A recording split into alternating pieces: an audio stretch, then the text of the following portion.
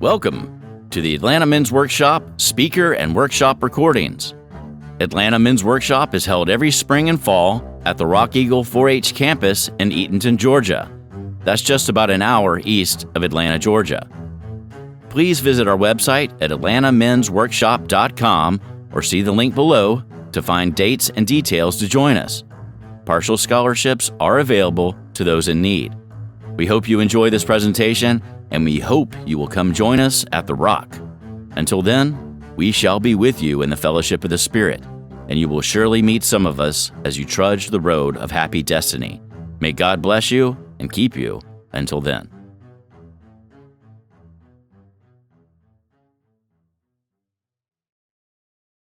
So I'm Terry, and I'm an alcoholic.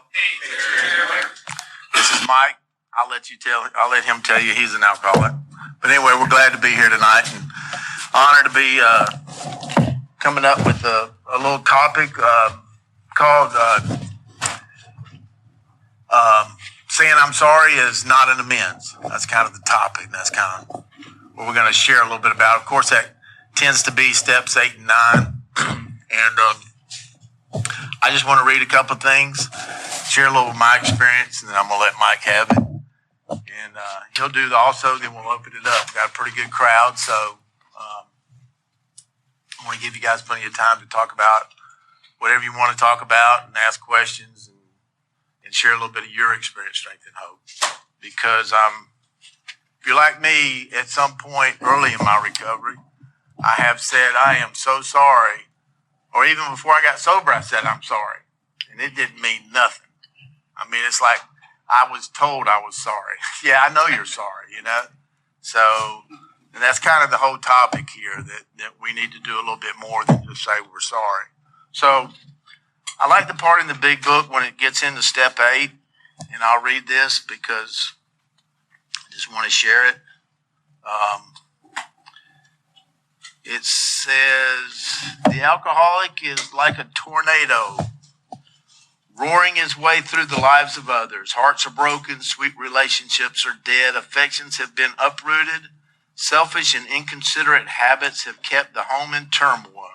We feel a man is unthinking when he says that sobriety is enough.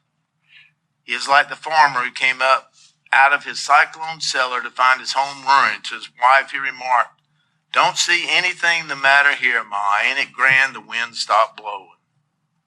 Yes, there's a long period of reconstruction ahead. We must take the lead. A remorseful mumbling that we are sorry won't fill the bill. We ought to sit down with the family and frankly analyze the past as we see it now, being very careful not to criticize them. Their defects may be glaring, but the chances are that their own actions are partly responsible. So we clean house with the family, asking each morning meditation that our Creator show us the way of patience, tolerance, kindness, and love. And you know, right off the bat is the topic. You know, I did go to a couple people making amends early on. That actually, I went paying some money was the first thing I did. Those amends went great. And you know, when I got to the little tougher ones, then you know, a couple of times I was thrown out of the situation. By that I mean I was told that I was sorry and I don't want to see you again. But we're kind of covering, you know, not just saying I'm sorry, but what happened over time was I made some hard amends. I made some amends, and through the process of going back through the steps and growing in sobriety, that and having great sponsorship was so important. You know, I realized that anything I said really didn't matter as much as what I did. You know, I could tell somebody anything they wanted to hear. I could apologize for anything, and I'm talking about even being sober for years. You know, I'm sorry. But if I kept having that little burst of temper, it just didn't do no good. You know, I had to prove and show that I was sorry. I had to back it up with action, and that's kind of what we're talking about tonight. I've learned a lot through my experience in being sober, with making a lot of mistakes, you know, even making amends. I want to read something else here, and then I'll share a couple experiences But in the 12 and 12, Bill wrote some more on steps 8 and 9. And actually, I'm going to page 79 and 80 in the 12 and 12. If you want to look that up, that would be great. And it is step 8 that I'm going to be reading out on. So it goes like this. 79.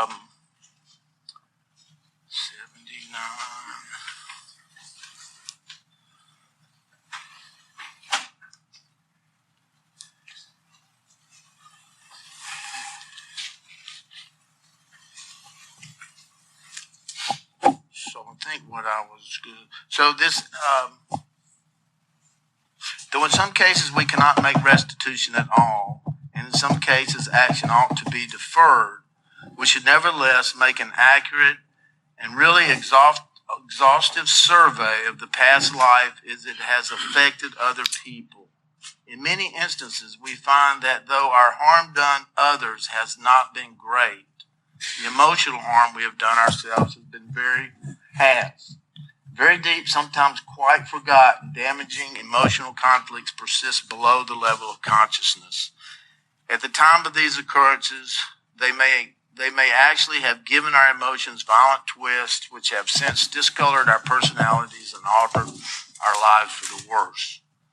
While the purpose of making restitution to others is paramount, it is equally necessary that we extricate from an examination of our personal relations every bit of information about ourselves and our fundamental difficulties that we can. Since defective relations with other human beings have nearly always been the immediate cause of our woes, including our alcoholism, no field of investigation could yield more satisfying and valuable rewards than this one. Calm, thoughtful reflection upon personal relations can deepen our insight. We can go far beyond those things which were superficially wrong with us to see those flaws which were basic, flaws which sometimes were responsible for the whole pattern of our lives. Thoroughness we have found will pay handsomely. And I read that because for me, I've been going back through the steps with a new sponsor, and I've been redoubling my efforts looking at not so much what it talks about is looking at how my behavior has affected other people. And I'm talking about being sober a little while and going back through and realizing that, you know, there's some things that I still need to change, and there's some things I still need to do.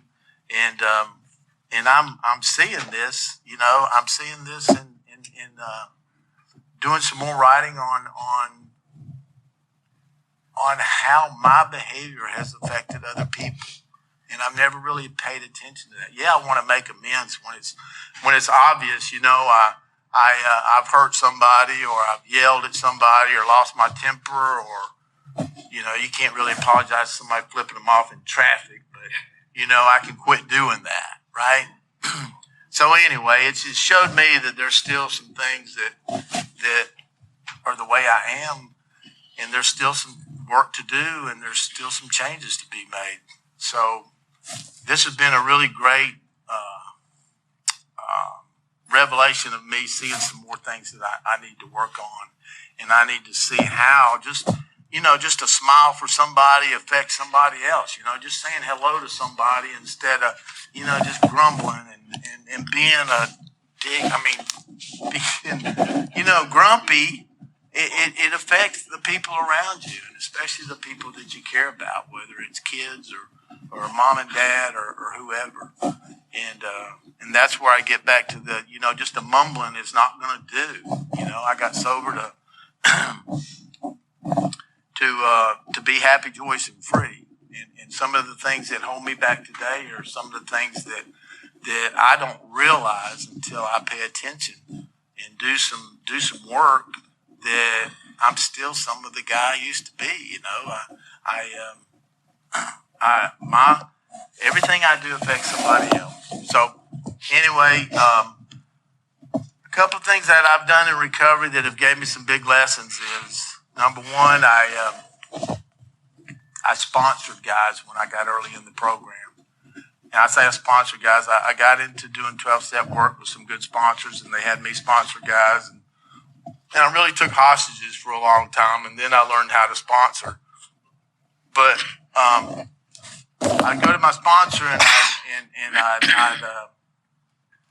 I'd tell him, these guys, they ain't doing nothing I tell them to do. And I said, well, he said, what are you telling them to do? I said, well, read the big book, go to meetings. And they're not, they're not doing any of that stuff. They're going to these meetings, flirting with these girls. And I was just all over their case, telling them what to do. And he said, man, they're doing just what you did, man. They'll do anything I told you to do. Why are you expecting them to follow your rules and stuff? And what he taught me is I had to let people be who they were. And I had to learn that unless somebody wanted help, it wasn't up to me to volunteer my help to do it. And I also had to learn that these guys were watching me. It's not what I said to them. It's what they were watching me the whole time. It's how I acted and behaved in sobriety. Action speaks louder than words. And that was just a big lesson for me to learn. I've had much better success after I quit taking hostages, and much better success at realizing that there's somebody when they want help, when it's up to me to step up and to help them out, and that was a huge lesson. I also speaking of, I couldn't make amends to my mother because she was just the kind of lady that I don't want to hear it. I just don't want to hear it. You don't owe me amends. Just don't do it no more. And how true that was. Just don't do it no more. But I did. I was able to take care of her for 12 years. And I can't say this with any virtue. In 2008, I lost my business. And I filed bankruptcy and gave everything up. I had to go up to Gainesville and go back to my mother at 50 years old. And I ended up taking care of her for 10 years.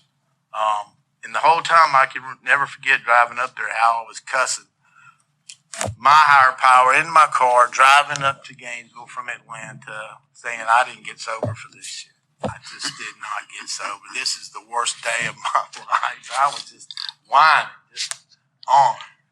And I went up there. I got to find some meetings up there. Went to the Hawk Club in St. Luke's. I built a network up there, and I started taking care of her. We were both on food stamps, and I'm 20-something years sober in the program. And I had to leave my little girl back in town with her mother, and she was just a teenager at the time, and it was a tough time. I ended up getting a grant, and I went to college while I was up there. I ended up getting a 2-year associate degree in applied science and automation manufacturing, and I got a job as soon as I got through with that degree. It was 2-year.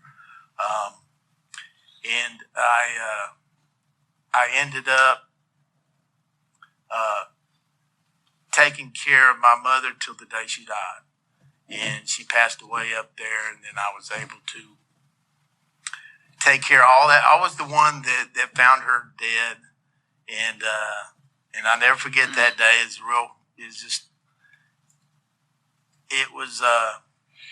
was just kind of a sixth sense kind of thing that happened. But anyway, she passed away in her sleep, and she passed away with a smile on her face.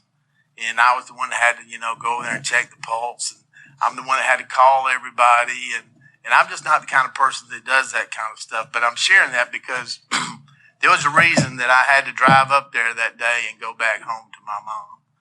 And I didn't see any of this till down the road.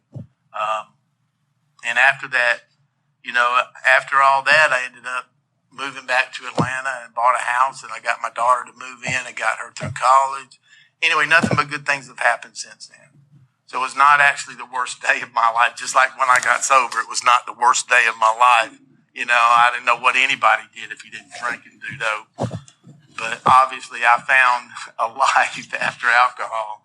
And, but that was an amends that I made that was a living amends. It was the actions that I took. She deserved to have somebody take care of her, and that's what I'm getting at. You know, I might have been bitching and complaining, but that was the right thing to do.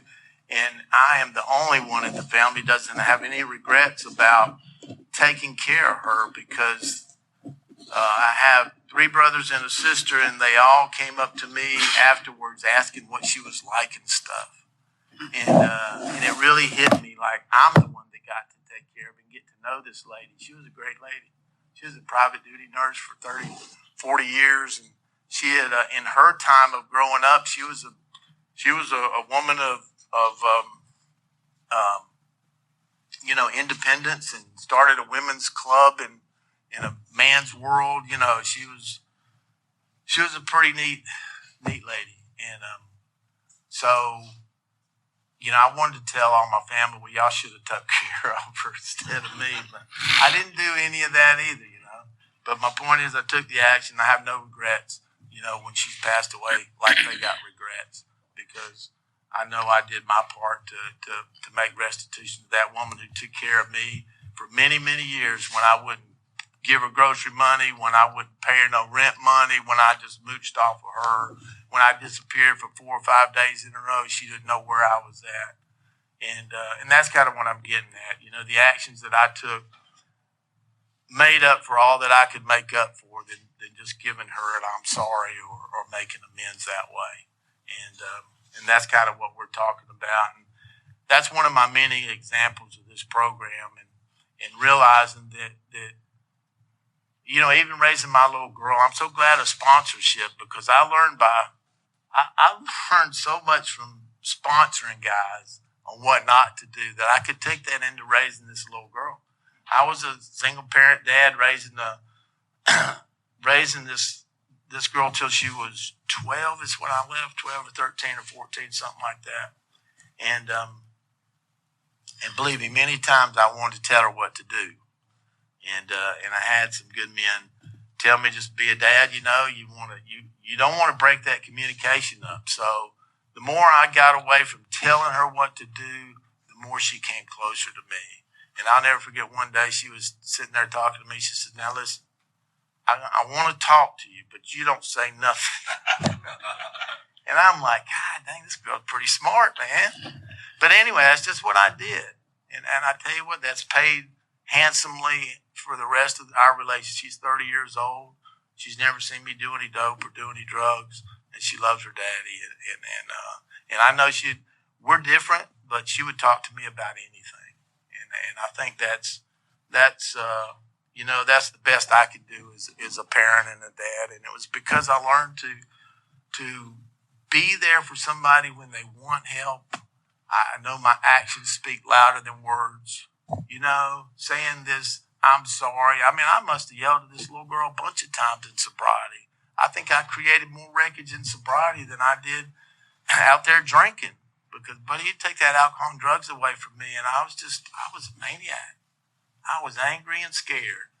And so I had a lot of restitution to make in my sobriety. And it continues to show me things today that there's things about me that there's still room to change, and there's still a lot of work to do, and it's more so the actions that I take than the words. So I'm going to turn it over to Mike, and we're going to try to turn it over to you guys. I know you got a lot of stories out there too, so yes, it's yours. Oh, thank you, Terry. My name is Mike. I'm an alcoholic. I am definitely an alcoholic. My sponsor told me I need to say that, not so you know who I am, but so I don't forget who I am.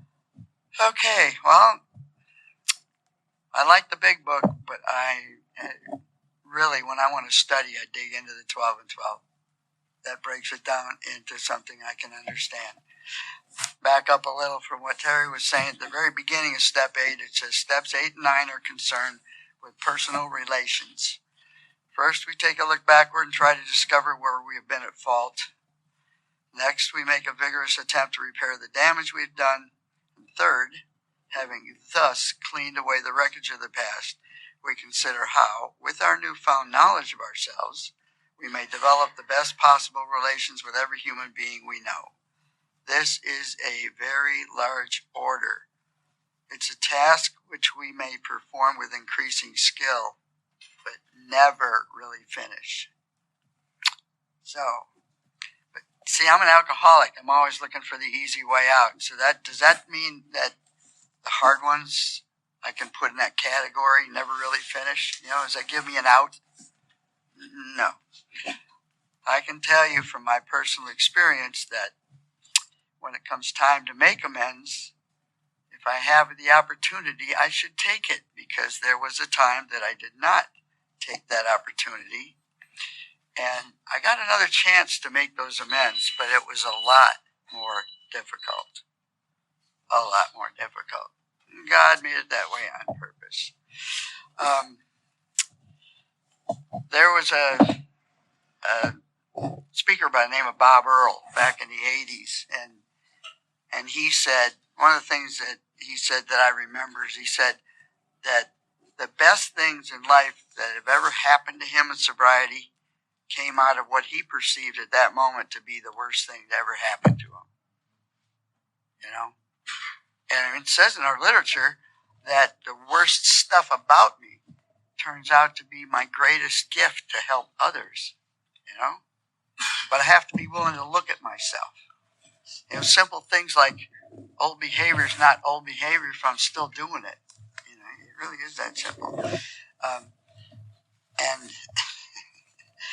I know the steps are all in order, but didn't I start making living amends by not drinking, just being nicer to people?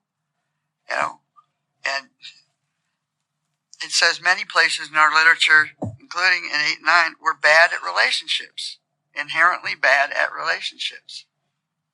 And Terry kind of referred to it, that every time I have a conversation with a person, that's a relationship. And that includes in a grocery store. I was behind this lady that was on the phone all the way through, paid, walked out the door, and I looked at the checker and I said, she didn't even acknowledge your existence, did she? She said, no, but that's okay. I said, no, it's not. It's rude. You're providing a service, The least I can do is acknowledge you or be nice to you, But that kind of living, that thinking isn't my go-to. I learned that from you guys. I learned that here. Every contact. And it's always about action. But what scares me the most when we're talking about amends is the beginning of step 9, where it says, just one little short paragraph. It says, good judgment, a careful sense of timing, courage, and prudence. These are the qualities we shall need when we take step 9. How many of you guys had all those qualities when you first came into the program and started working? Hello? Hey, yeah, okay. Call your sponsor. If you're willing to hear the truth, call your sponsor. No, I didn't have those qualities. I remember calling my first ex-wife and saying that, I'm an alcoholic. She said, no shit. That was her.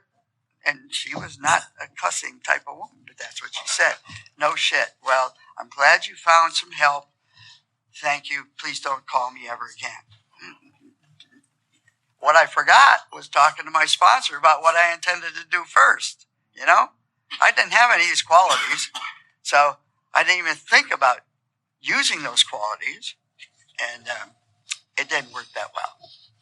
And of course, the amends that we have to make that are financial, most cases are pretty easy.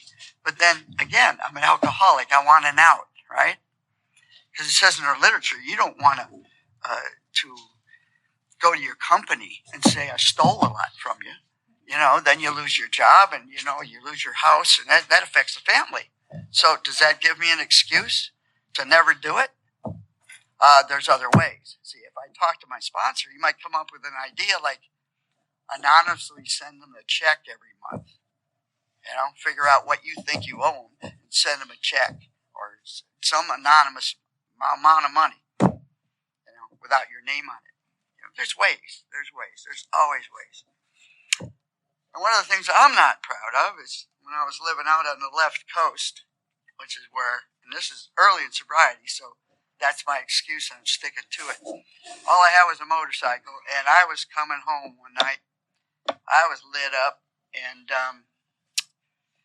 there were 6 or 8 lanes in this interstate, and there was this one old little Japanese pickup truck, and he changed lanes without using his signal.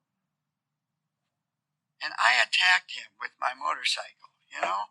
I probably scared the living shit out of that old man, and he was just coming home from work after a hard day, you know. What kind of selfish, self-centered asshole was I?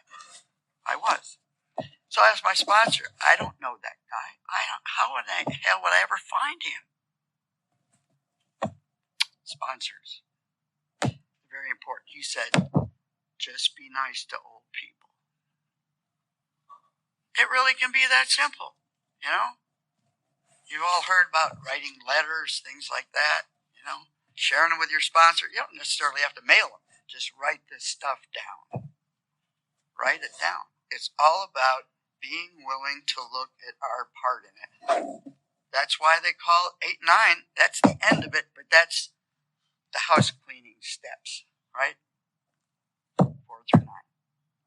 That's where the work is in this program. We have to be willing to do the work, in my opinion, to get the glory, to get the results, to become happy, joyous, and free. There was a speaker that said that the most underrated place for an alcoholic to be is okay. Just okay. No matter what is going on around me, just be okay. You know? My wife is going through some hell right now. She's had several back surgeries, and she's having pain down her legs. And well, that's coming from the area that has already been fused. So what's going on? They're wanting to install the spinal stimulator and do all this other surgical stuff. And in the meantime, she gets up in the morning and she's in tears, can't even put any weight on her right foot. You know? And I am powerless over any of this. I'm powerless. So, for some reason, God has given me this exercise to help me to learn love and tolerance of human beings. You know, empathy, just to be able to, you know, develop a relationship. You know, we met on a blind date, and the ladies in the office, while she worked at the hospital, they asked her, well, how'd your date go? She said, no way in hell. So I thanked her recently because we just celebrated 23 years of no way in hell. You know, and that's thanks to you guys. I learned that all here. I just had to be willing to, you know, I don't have to learn, I don't have to know anything to make it in this program. I just have to pay attention to be able to remember it, to be able to be willing to apply it to my life. And be willing to, like in my home group, go in and say, Mike, how you doing? You know, I'm okay. Okay. And they know me well. They say, no, you're not. You know, they just hold me up against the wall till it comes out. You know. But I have to be willing to let them in. I proved it with a 5th step, and hearing other 5th steps that were a lot worse than mine. That no matter what, at the end of it, it's unconditional love. It's a relationship. It's learning to be supportive and all that kind of stuff. You know, that is not the way I'm wired. So I am very grateful that I got dumped in the deep end and taping this stuff. Oh my God, forever. Just don't share it with my wife, okay? I think I'm on good grounds right now, but no, I'm not. But But she doesn't pack my luggage yet to get to the Rock. But she's very grateful when I get home because she knows that I want to share. I've learned all this stuff from you guys. I want to share one more quick thing, and Mike talked about why is it so important that I need to look at my part. You know, it's not over just in the inventory, because I learned in step 8 and 9 is when I have to redouble my efforts and go back there and look at my part. And I'll tell you why for me, and a big part of that is what it says here in the 12 and 12. It says, one of the most difficult obstacles in making amends has to do with forgiveness. The moment we ponder a twisted or broken relationship with another person, our emotions go on the defensive. To escape looking at the wrongs we have done another, we resentfully focus on the wrongs he or she has done us. This is especially true if he has in fact behaved badly at all. Triumphantly, we seize upon his misbehavior as a perfect excuse for minimizing or forgetting our own. And it goes on to talk about, we've repeatedly strained the patience of our best friends to a snapping point. We've brought out the worst in those who didn't think much of us to begin with. In many instances, we're really dealing with fellow sufferers, people whose woes have increased. If we are now about to ask forgiveness for ourselves, why shouldn't we start by forgiving them one and all? And there's some pretty tough amends that I had to make that I did not want to make because I still had a resentment at the person I was making amends to, family member, and I also had and I couldn't do it, but what helped me do it was redoubling my efforts and doing some writing on that step, and I realized that this was hurting me more than it was them. You know, I had to forgive that person. I had to ask God to help me make this amends so I could be okay. Because for years I would put this one off, and it just wasn't the right time because I wasn't ready. But it kept coming up. I couldn't change that, and I had to do something about it. And by looking at my part again, I was able to gain something that I never had before, and that was the ability to forgive. And by doing that, it's just made me so much more tolerant of other people, you know, because we're all in this human experience trying to get by one day at a time, dealing with whatever we're dealing with, and living. There's just a lot of things we got in common more than we do not in common. So I just thought that was pretty important too for anybody that's struggling with making amends with somebody that you really just don't like, or they've hurt you or your family members. You know, I had that situation too, and there's just some things I can't talk about here, but I've had to forgive, and I'm not the only one. There's some really nice stories out there of people who've been able to forgive some pretty tragic things, and they are nothing but better for it, and that's my experience. So anyway, I want to add one thing since you added that F word. So, And that word. That forgiveness word. And just for clarification. I don't want to admit how long it took me to find this paragraph on page 92. Everybody knows this. I know this isn't step 10, but you'll understand why I'm giving you this paragraph. Everybody knows about the line on page 90. It's a spiritual axiom. Whenever I'm upset, you know, there's something wrong with me, right? On page 92, it says, finally, we begin to see that all people, including ourselves, are to some extent emotionally ill as well as frequently wrong. And then we approach true tolerance and see what real love for our fellows actually means. It will become more and more evident as we go forward that it's pointless to become angry or to get hurt by people who, like us, are suffering from the pains of growing up. It's a life process. We're going to turn it over, and this is just, if you'll just raise your hand and use the microphone here. We're going to stay up here and let you guys just open it up to you and talk about your experience, questions, whatever you want to do. Hi, my name is Duran. I'm an alcoholic. When I was looking on the paper to see which one, my sponsor said, just go where your feet take you. I didn't really know which was in which. I came here and I saw you. I was like, all right, this is the right one. When I first got through step 8 and into step 9 and actually started taking the actions at really at the direction of my sponsor, because, I tried saying sorry. I've been sorry motherfucker my whole life. Sorry. And, that was the big thing. We don't say sorry, you go in and you make it right. And I remember going in with my ex-wife. And I said, I know I did X, Y, Z. I didn't, get into an inventory over it. But, I said, what can I do to make... And she cut me off and she said, fuck you and your amends. Excuse my language. This is for you. This is not for me. I didn't know. I was speechless. I had no idea what to say. And she walked away. As I'm sitting there, I'm like, do I call my sponsor? What do I do? She came back. And another thing. And she gave it to me for about 45 minutes. I mean, I was sweating by the time we were done.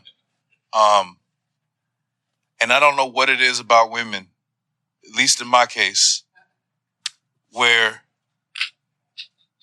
I feel like I'm okay. They can make me feel like that big, and your thing's little and you're fat and you're ugly and you smell bad. And and they just, the things that come out of their mouths is just like, whoa. And, today she's like one of my best friends. She called me her person the other day on the phone. It shocked the hell out of me. Because my son's staying with us and, we were married for 20 years, although, we didn't stay together for about half of it. Like I was whatever. But did she call me her soulmate? Like I said, what?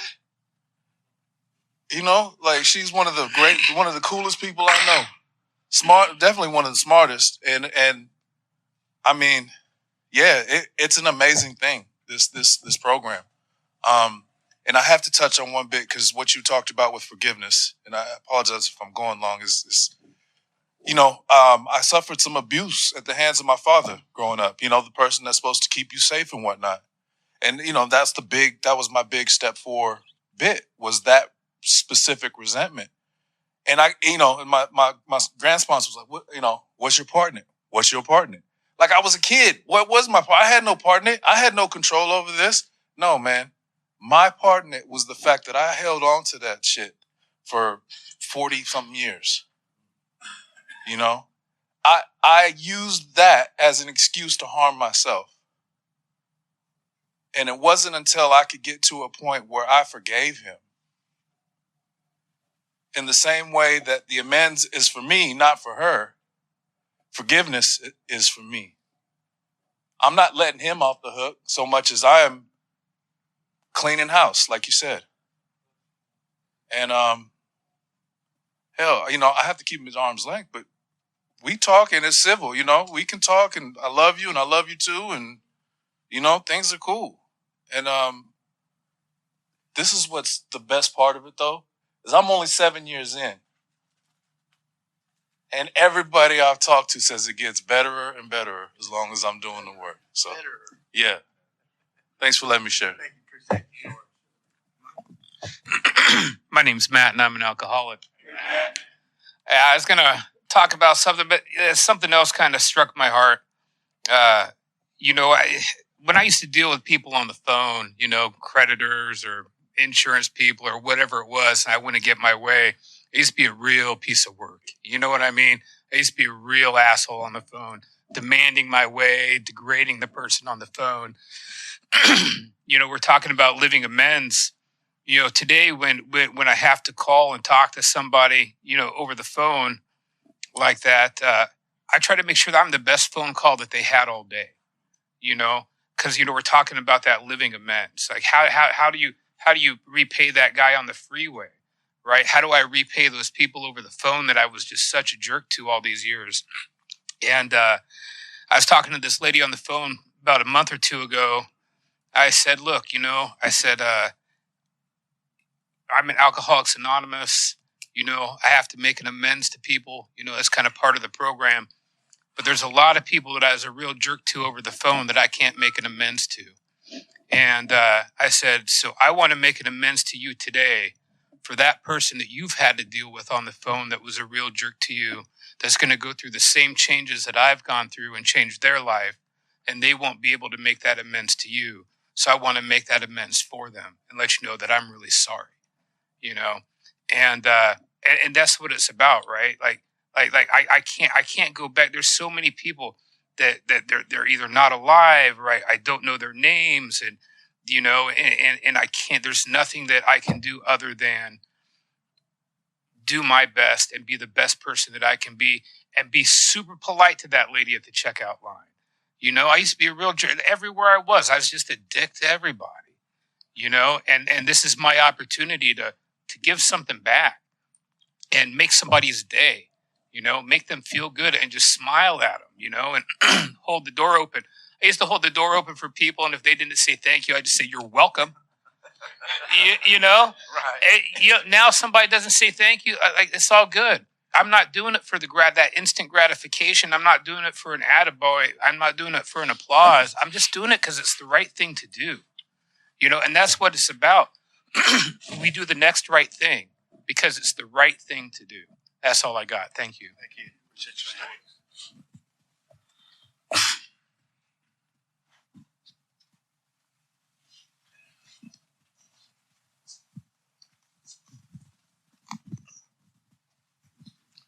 I'm eternally grateful alcoholic. My name is Henry. I regret not bringing my book because that line you read about, it damaged us more for the worse. That's my favorite line in the 8th step. And I had an opportunity to make an amends to my mom as well. I'm an only child, and the things my mother did for me and what it did for me, is unbelievable, And she came down with dementia, and after my behavior with my daughter's mother, who I was married to, she didn't get well fast enough for me. I came out the basement and I said, "Hey, the grand, the wind stopped blowing," and she wouldn't act right. And I found somebody that would, and I ended up being asked to leave. But I went home. My mother lived in the same building.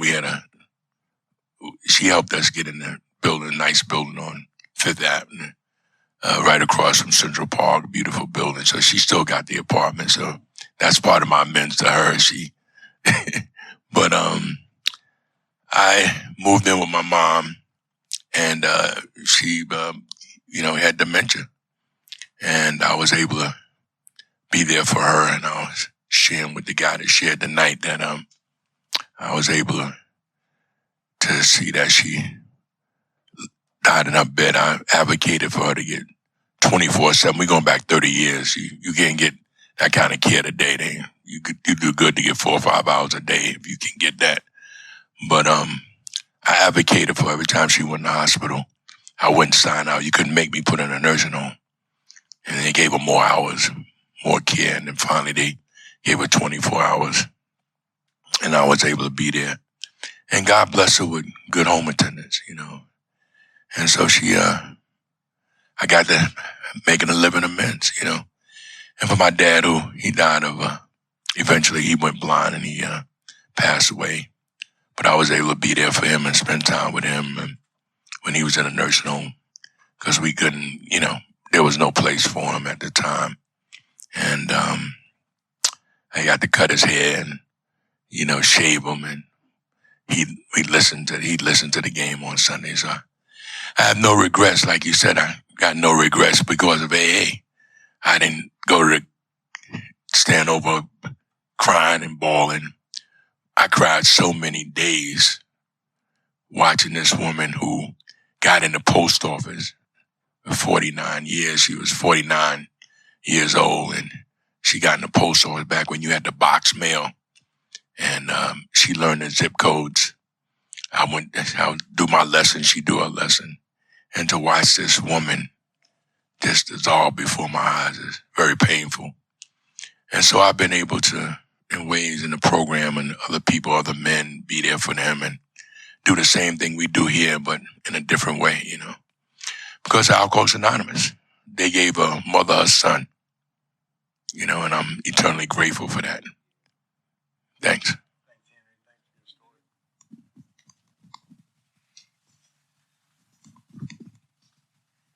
I'm Michael. I'm an alcoholic and addict. Michael. You know, I just thank you, man. You know, I'm an only child as well. You know, my mother, Mike and Terry, she caught in 22. She caught COVID pneumonia, and in the interim, she experienced a stroke, 6 infarcts. You know, which caused vascular dementia. You know, so I had to leave here. This was in spring. She was living in Springfield, Missouri. You know, and for the last, at that time, 26 years after she moved from Georgia back to Springfield, my mother was driving down here every Christmas, you know, and going back home, you know. So she just left Christmas 21, you know what I mean? And then over 30 days later, you know, I got a call that said my mother had caught pneumonia. She was in the hospital, you know, and then they said she had COVID, you know, and then, you know, maybe like 2 or 3 days later, you know, I got another call, you know, that she had a stroke, you know. So here it is.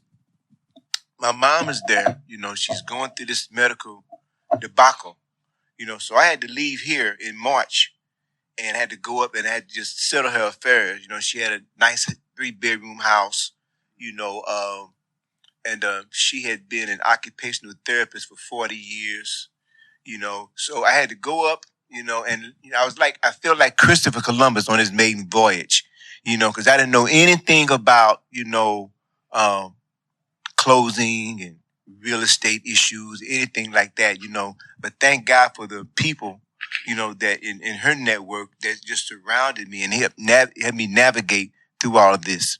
So I got mama, you know, I got the revocable trust fund. I got the elder law attorney to draw up the papers, you know, for the power of attorney, you know, over her health and finances, you know. We got the house sold, you know, great people, you know, they gave me money, you know, to see that my mother, my mother had to stay, you know, up in Springfield area until the house was sold, you know, because I didn't have any money, you know, to bring her down here at the time. So people loaned me money and donated me money, man, you know, and helped me take care of mama for that time. So I finally got mama down here, you know, in July of 22. I got her into an assisted living home. Then I got into a private care home. Now she's in another private care facility in Fayetteville. So 2 months ago, her best friend, one of the people who helped me, you know, get her affairs together up in Springfield, one of her sons was getting married. My mother had been a part of their lives, well, you know, since they were kids. So the son wanted mama to be at the wedding, you know, and I have not had any kind of travel time with mama, you know, at all, you know, because I've only gotten her down here to be cared by for somebody else because I couldn't do it. So me and mama took a road trip, guys. You know what I mean? You know, we took a road trip, man. And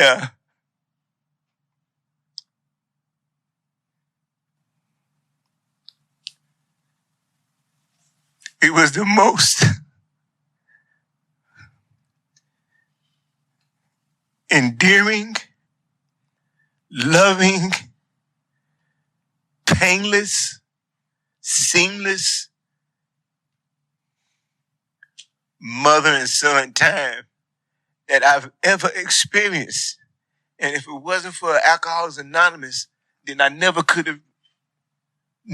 have experienced that. So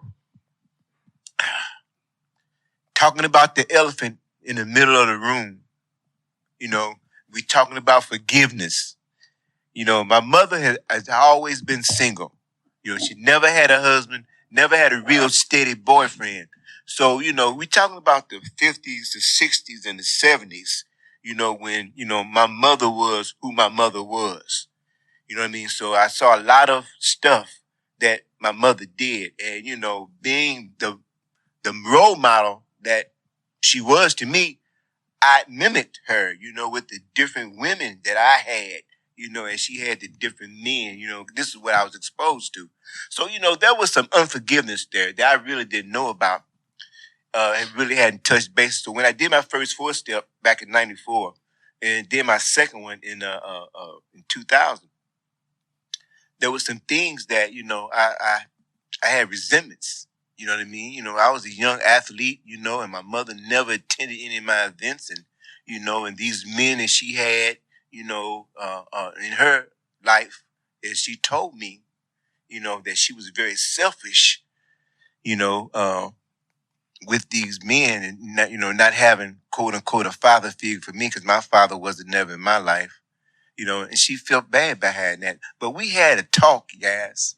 You know, on the way back from Springfield, I took I-44. If anybody's familiar with the geographics, I took I-44 back to from Springfield to St. Louis.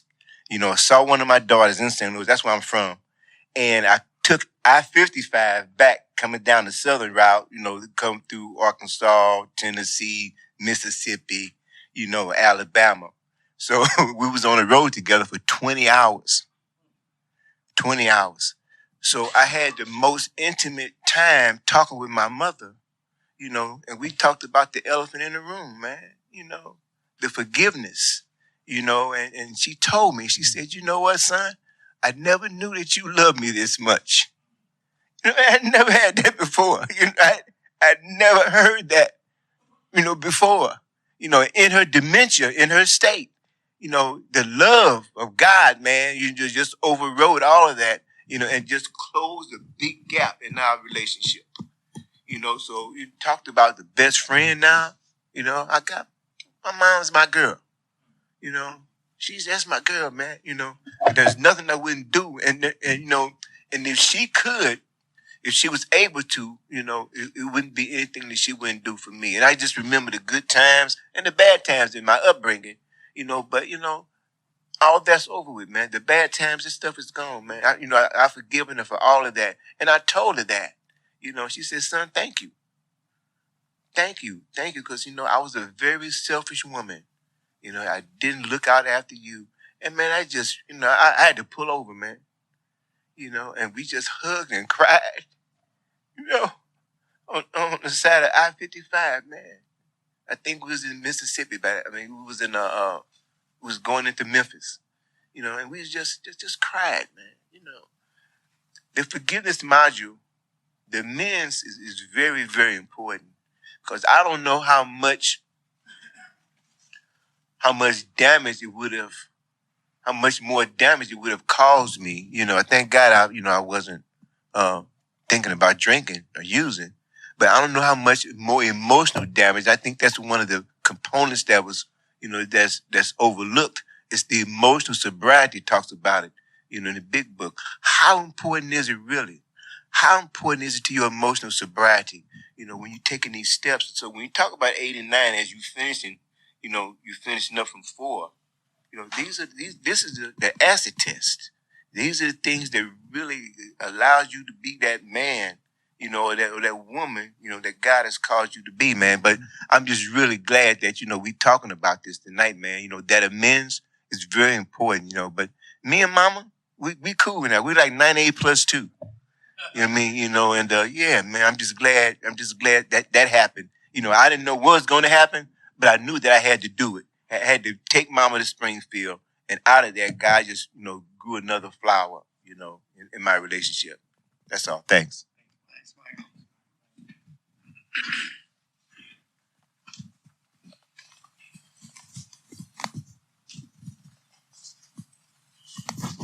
Hello, I'm Thomas Alcoholic.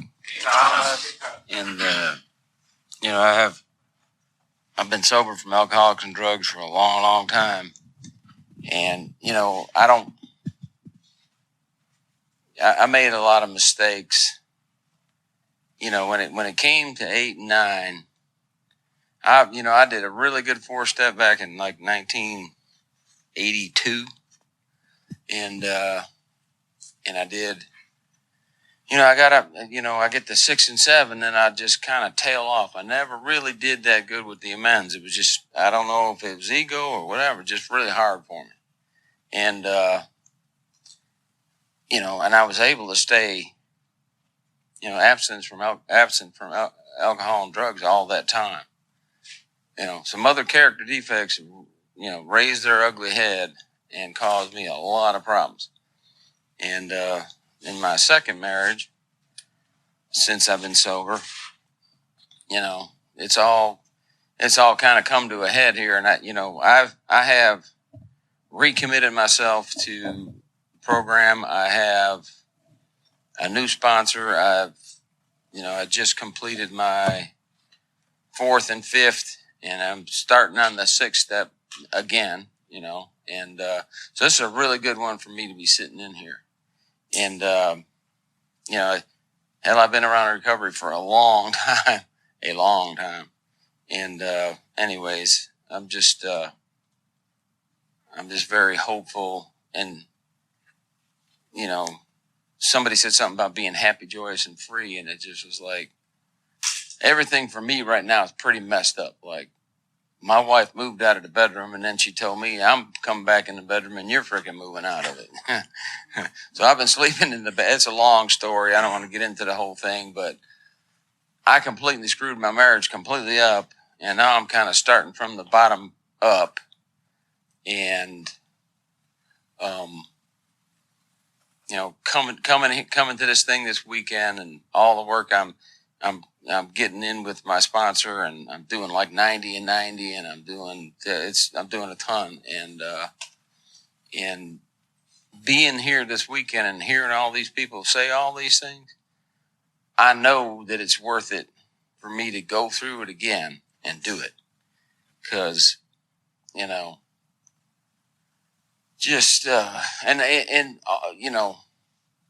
all of these amends that I got to make are since I've been off alcohol and drugs. So it's kind of crazy, really, but, I have a good excuse, never mind. For me being age 5 till I was like 15, my dad was stark raving sober, and he's mean as hell. So I was basically raised on white knuckle sobriety. So for me to, get in this program and get sober, stay abstinent from alcohol and drugs, and be an asshole was kind of the natural thing for me. Really, I was raised like that. My role model, my dad, was on his dying bed, and he died with 32 years of sobriety, and he had guys that he sponsored that were there. The only the ones he's really close to were there, and then the rest of the family. And my mom was sitting over on the couch acting like she could have given a shit less. This was my role model. So, my second marriage here, and I kind of got it kind of in the tank right now. I still have a chance, but, being here this weekend and hearing all of this stuff, it's a shot in my arm to just keep it up, keep doing the right thing, and look for, to find God and stick with Him, right? So that's my story. Thank you. Nice. You didn't know you were gonna have a microphone in your face. Jamie, alcoholic. Jamie. Hey guys, so I've known Tom for a lot of years, and about 4 months ago, I gave Tom a call. I hadn't talked to him in years, and I said, man, I'm going through some stuff, and I kind of told him what was going on. He's like, oh, no shit. He's like, I got that going on too. And I just called him out of the blue, man. And so there's God. He always shows up when I start looking. I start trying to I stack boxes up in front of God. I can't see him. And those are my character defects. And that's what got me to the state to call Tom. I'm currently going through a divorce from a woman that I love very much. And she's in the program. She loves me very much, but she can't be with a dry drunk. And these character defects that I'm tired of making amends. Shit gets old. I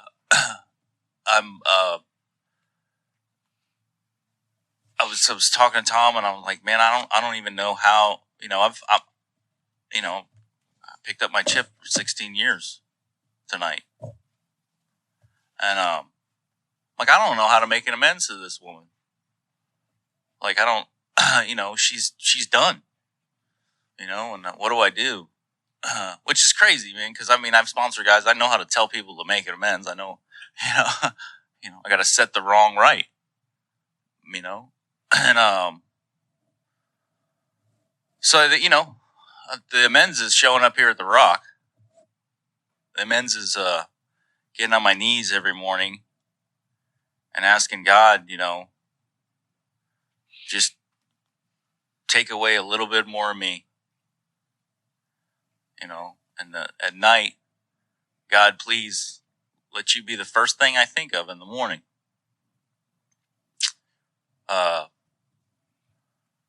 So that's where I'm at. I'm just tired, man. I've got a strained relationship with my brother who's in the program, and it's just defects of character, man.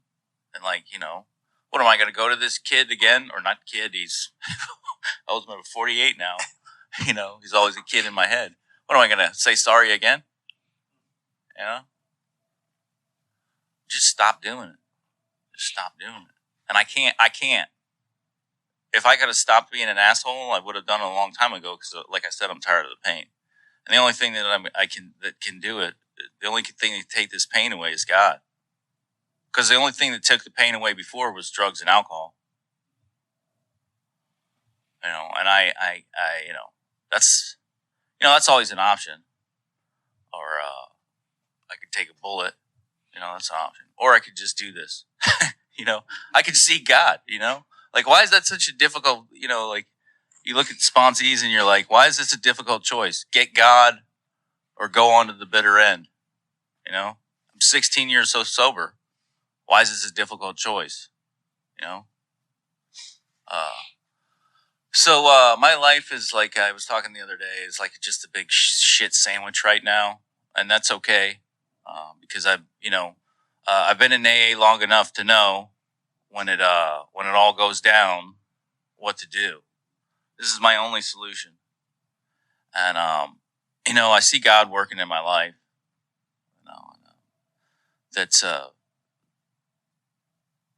I got to get right size because this step's all about just making me know where I shake out in the world. That I'm no less than, no better than, and the man in front of me or the woman in front of me. That cut myself some slack too, But anyways, I'm glad to be here. I'll keep coming back one day at a time. I just wanted to add it that without God, I can't. And without God, I can't. And without me, God won't. And I heard somebody in a meeting say, if you're going to make amends, don't say you're sorry. Say I was wrong. I was wrong for what I did, and then start doing right. That's all I got. I got to say something and just share real quick because what I understand you're saying is that, God's not going to do for me what I can't do for myself. I got to do some work. And it is the hardest thing to do, but that's why this talks about redoubling my efforts to look at my part, look at what I'm doing, look at who I am. And I need help with a good sponsor never too long in sobriety to look at me. You know, there's always things to look at. But when they start rearing up their ugly head, I keep doing the same thing over and over. I need some help. And I have to put the pen to paper. I do. That's where the magic happens for me, and then share that with my sponsor. And then through all that, you know, praying and asking God for help in 6 and 7, and then I get a little picture of what amends I really do have to make. But that work is so important. But who's gonna? I'm Javier. I'm an alcoholic, Yeah. and we got a lot of experience on step 9, and I love it. I love this program. It's fascinating to do this job, to get busy cleaning the wreckage of my past. And there's ways to do it, and they are the directions from the big book. You know, like he say, even people that are 35 years ago, I don't know where's these people, but it's a way out. It's a way. The relationship with my higher, with God, with other people, with myself, peace with myself too. See, for example, uh, I was working on this company, and they let us keep the tools, the equipment, and I got laid off that morning, and I keep the tool. I don't mean to take it with me, but I keep the tool. I got laid off, and I remember going to the house thinking, how am I going to tell my wife I don't have job anymore, my insurance, all these things. Anyway, I keep the tool. It's a big old drill, commercial or industrial, and I was using it after I get laid off, probably 1 year or so, and the monkey jumped in my back. And I talked to my sponsor. I say, look, this is bothering me. But the owner of the company, a drug addict and alcoholic, you say it right. You know, in the book say we need to know how to address this problem, not just go over there and do something stupid. So, but see, I talked to my sponsor. We talked to other old timers, and one of the old timers told me, "Go to see your priest and see what he's saying." I went over there, talked to him. I told him what happened. He said, "Bring it over here. I'm just gonna take it to the office and say, well, this is yours. I know somebody told me this is yours. That's it." And I did it. No problem. Now, I used that tool and I bought it. I bought my own. Yeah, I spent $500 or something. And somebody stole it from me. But see, it's I don't care if they use drugs or maybe they sold it to buy medicine for somebody else. Don't know. But that's not my problem. What I did is I clean my house. I keep my past. I did the right thing, and I feel free about that. See, and other thing happened 35 years in Mexico. Well, I talked to my sponsor. I say, look, I don't know where's these people. So I see the amount of money that I think this damage was, and I went to a church and I bought meals for the kids, and I asked permission to do this. But more than other thing or the money or other thing, it was, God, I'm here. I want to be free, and you know, because it hurts me because these people maybe they need the money, they need buy supplies or medicine for kids. Who knows? And it hurts me. So I bought meals for the kids in the church, and I give it to God, you know, and I love do these things. See, I took my first ex-wife. She divorced me. The second one, I divorced her, and the third one, I took her to court. And the second one, but the relationship with this woman is good. It's like never, it's like never happened. But it's the program, it's the action, the program. No, it's nothing impossible here. But I gotta take the action. I like what you say. Yeah, I got a 17 years old daughter, and she make me breakfast just Thursday. Now, the way that I addressed and talk to her is, I'm not here to judge you. I'm your father. We're a family. I'm here for you. And she comes to me and say, Daddy, I want to talk to you. When she was like 15 or so, she told me, Daddy, I got to talk to you. I got a boyfriend. And yeah, it's weird and everything. But like you say, I don't say, don't do this, don't do that. Because first of all, it's her life, and it's a time for a kid like that. I remember when I was in high school too, and I did it and all that, And then, but that's the way the AA helped me to live my life differently. She all the time she's, Daddy, this is going on, and I'm so grateful for that. And I will not be. I'm a real alcoholic, and she never saw me drunk. I picked up 9 months when she was born, and by the grace of God, never saw me drunk.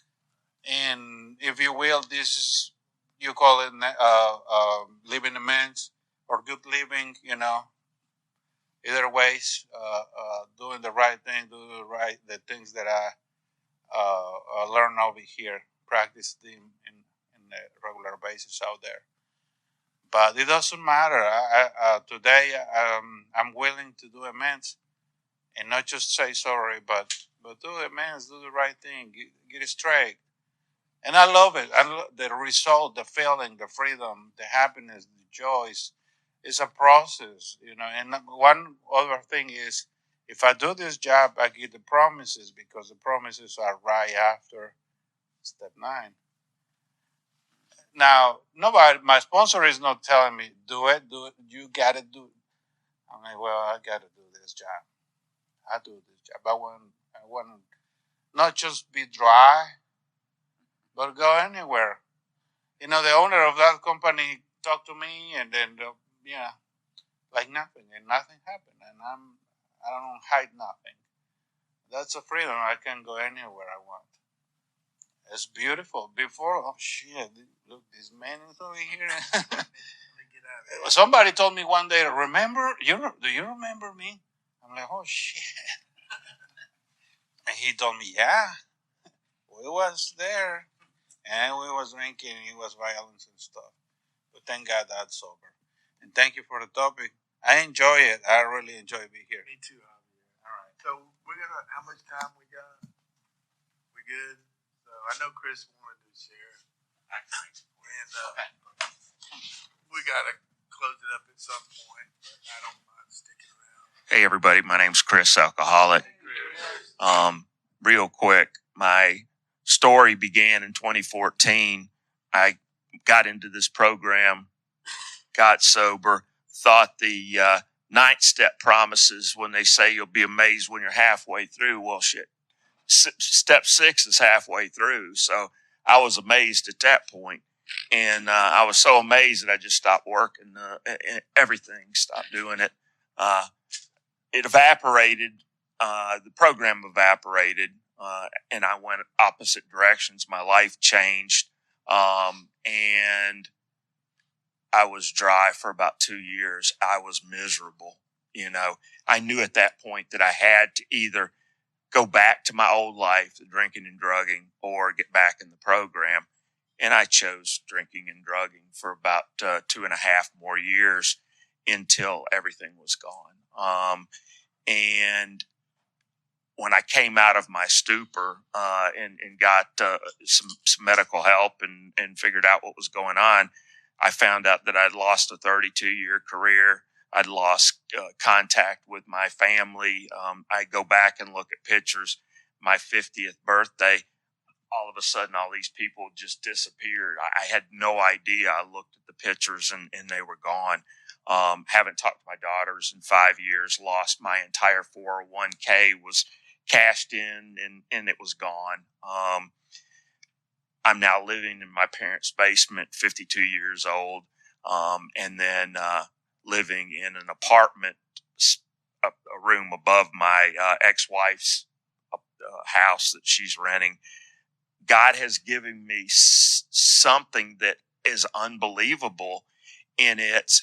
If all of that hadn't happened to me, if I hadn't lost all of that, my job was my higher power. You know, my career, the money, I tried to plug everything physical into my body to try to change the way that I felt. Now I realize that God has given me the opportunity that right after I got sober, we found out my son had ADHD and autism. I get to be a stay-at-home dad and take care of my son 5 days a week.